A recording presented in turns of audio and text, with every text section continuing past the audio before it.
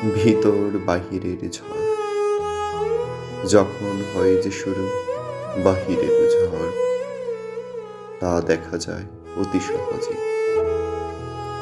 আরো সহজে অনুভূতিপূর্ণ হয় সকলের কাছে, তার প্রতিটি ঝাপটা বুঝিয়ে দেয় বিধাতা। কিন্তু যখন হয় যে শুরু ভিতরের ঝড়, তা কখনো যায় না দেখা সহজে, তা কখনো কোনো উপায়ান্তেও যায় না প্রকটিত করা। তার প্রতিটি ঝাপটা বুঝিয়ে দেয় স্বার্থপরতা। বাহিরের ঝড় শেষ হবার পরে ঠিক আগের মতোই সব কিছুই গুছিয়ে নেওয়া যায়।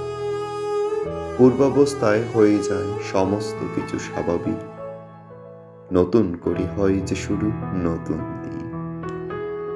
কিন্তু ভিতরের ঝড় শেষ হবার পরেও সমগ্র কিছু বিন্দু পরিমাণ যায় না পাল্টে, অস্বাভাবিকতার মাঝে ধীরে ধীরে যায় হারিয়ে।